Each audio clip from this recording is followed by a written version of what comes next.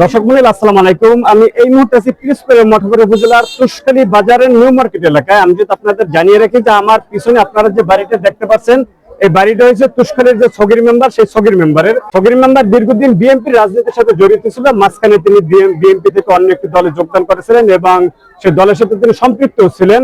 বর্তমানে তিনি কিন্তু আজকে আবার কয়েক হাজার নারী পুরুষ নিয়ে তিনি কিন্তু আজকে পুনরায় বিএনপিতে যোগদান করেছেন।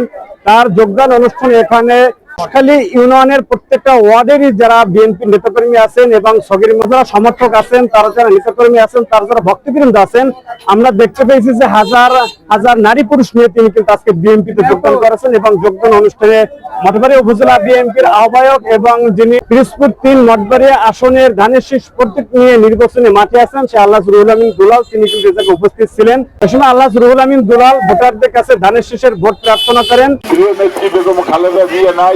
আপনাদের ভোটের অধিকার ফিরিয়ে দেওয়ার জন্য তিনি যে আন্দোলন সংগ্রাম করেছে, তিনি স্বৈরাচারের পতন দেখতে পেরেছেন এবং বাংলাদেশে একটি অবাধ, সুষ্ঠু এবং নিরপেক্ষ নির্বাচন হবে, আপনারা ভোট প্রদান করতে পারবেন, এটা তিনি দেখে গিয়েছেন। কিন্তু তার আশা বাংলাদেশের মানুষের ভোটে একটি গণতান্ত্রিক জাতীয়তাবাদী সরকার প্রতিষ্ঠিত হবে, সেটা তিনি দেখে যেতে পারেন নাই। আর আপনাদেরকে উদাত্ত আহ্বান জানাবো যাতে তার বিজয়ী একটা শান্তি পায়। এজন্য আগামীতে আমরা জাতীয়তাবাদী সরকার গঠন করার জন্য ধানের শীষ মার্কায় ভোট দিয়ে তার বিজয়ী আত্মাকে শান্তি দেব। আপনারা সবাই সবাই ভালো থাকবেন, সুস্থ থাকবেন। এবং পরবর্তীতে সগির মেম্বারের নেতৃত্বে কয়েক হাজার নারী পুরুষ আল্লাহ রুহুল আমিন দুলালকে সগির মেম্বারের বাসা থেকে তাকে কিন্তু আমাদের তুষখালী যে স্থান, সেই স্থান পর্যন্ত এগিয়ে নিয়ে গেছেন।